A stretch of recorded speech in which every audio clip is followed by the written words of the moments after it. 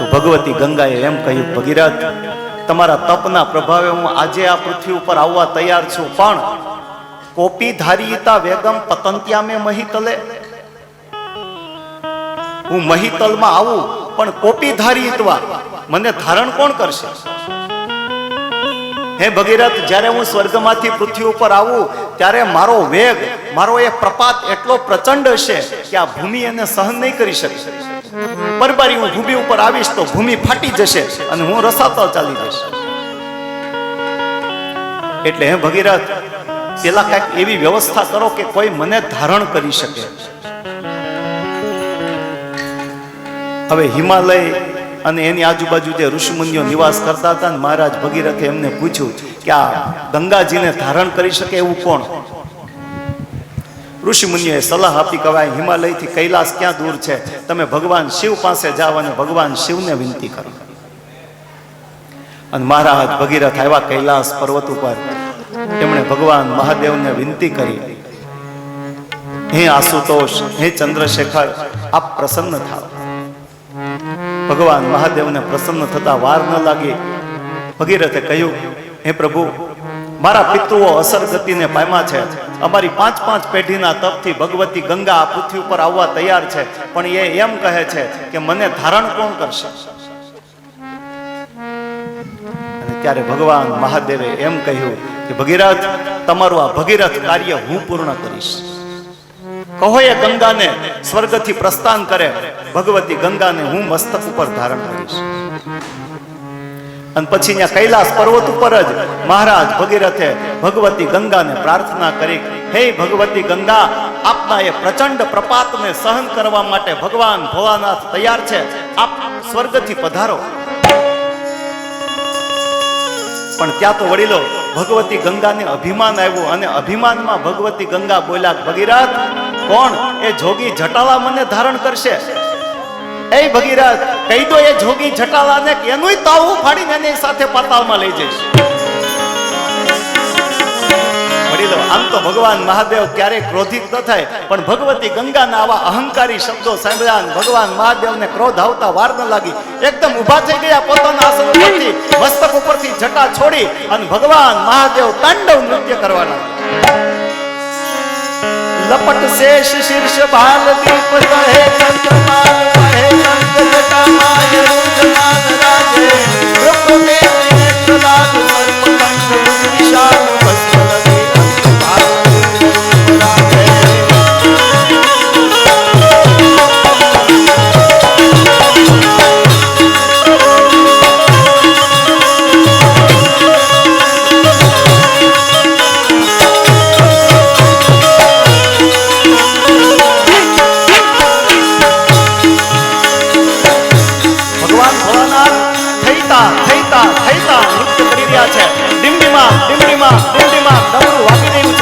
ભગવાન મહાદેવની સાથે ભૂત, પ્રેત, પિશાચ, ડાકીની, શાકીની, વૈતાલ, આમ તમામ ભગવાન શિવના ગણો નૃત્ય કરી રહ્યા છે. મહારાજ ભગીરથ ભગવાન ભોળાનાથના નૃત્યનું દર્શન કરી રહ્યા છે.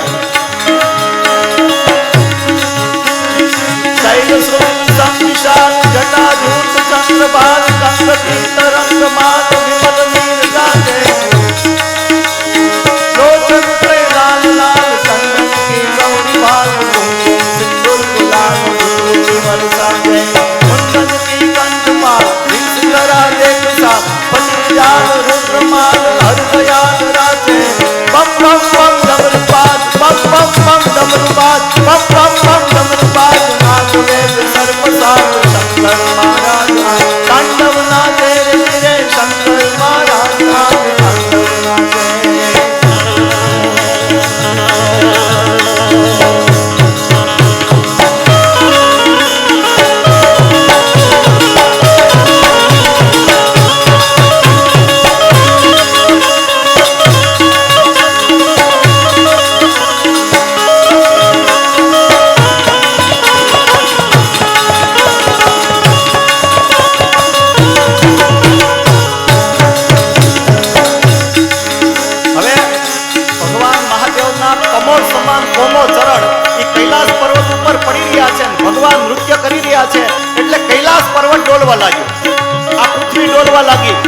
આકાશ ડોલવા લાગ્યું, દેવતાઓ સૌ અફળાવા લાગ્યા, અકળાવા લાગ્યા. આ શું થઈ રહ્યું છે? ઇન્દ્રાદી તમામ દેવતાઓ અકળાવા લાગ્યા. ભગવાન શિવના તાંડવ નૃત્ય કરવાથી આ ભૂમિ ઉપર ભૌગોલિક પરિવર્તન થવા લાગ્યા. પર્વતો ઉપરથી શિખરો પડવા લાગ્યા, નદીઓના વેણ બદલવા લાગ્યા. મહારાજ ભગીરથ જોઈ રહ્યા છે પરિભ્રમ પરમાત્માના નૃત્યને. લપટ શેષ શીર્ષ બાલ દીપ કહે ચંદ્રમાલ વહે રંગ જટામાલ રંગમાલ લાગે રૂપમિત નેત્ર લાલ સર્પકંઠ મુજ નિશાન ભસ્મ લગે અંગ ભાલ રુદ્ર રૂપ રાગે દાદીલાંગ દાદીલાંગ વિધિકટ વિલાંગ દાદીલાંગ દાદીલાંગ વિધિકટ વિલાંગ બાજત માધુર સિતાર સરસ્વતી રાગે દમ દમ દમ દમ રૂપાલ બમ બમ બમ દમ રૂપાલ બમ બમ બમ દમ રૂપાલ માંગવેદ સર્વસાદ શંકર મહારાજ તાંડવ નાચે રે શંકર મહારાજ તાંડવ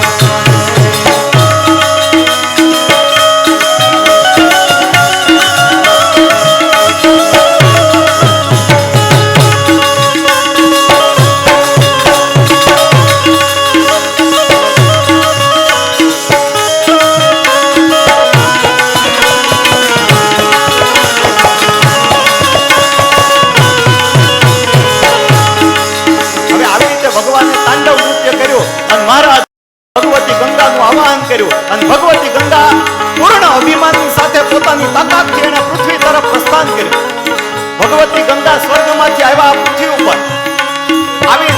ભગવાન મહાદેવે પોતાની જટા ખોલી છે, જટામાં સમાયા. જે ભગવતી ગંગા અભિમાન કરતા હતા તાવ ફાડી નાખીશ, એને પણ સાથે પાતાળમાં લઈ જઈશ. એ ભગવતી ગંગા સ્વર્ગમાંથી પૃથ્વી ઉપર આવ્યા ભગવાન મહાદેવની જટામાં. ભગવાન મહાદેવે પોતાની જટા બાંધી. જેવી જટા બાંધી ત્યાં તો વોટરપ્રૂફ એક ટીપું પણ જળનું બહાર ન નીકળ્યું. ભગવાન મહાદેવે જટા બાંધી અને શિવગણોએ ભગવાન મહાદેવનો જય જયકાર કર્યો. બોલીએ ઉમાપતિ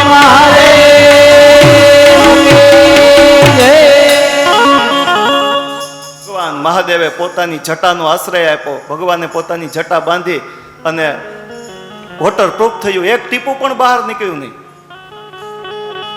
મહારાજ ભગીરથ બે હાથ જોડીને ઊભા છે. કેટલોક સમય વીતી ગયો. મહારાજ ભગીરથ એમ થયું કે આ તો મારું એનું એ થયું, પેલા હતા સ્વર્ગમાં, હવે શિવની જટામાં, મારું તો કામ થયું નહીં. અને પછી મહારાજ ભગીરથે ભગવાન શિવે તાંડવ નૃત્ય કર્યું છે. ભગવાન ક્રોધમાં છે, એમને શાંત કરવા છે, એટલે મહારાજ ભગીરથે સ્તુતિ કરી. સતસૃષ્ટિ તાંડવ રચયિતા રાજન સતસૃષ્ટિ તાંડવ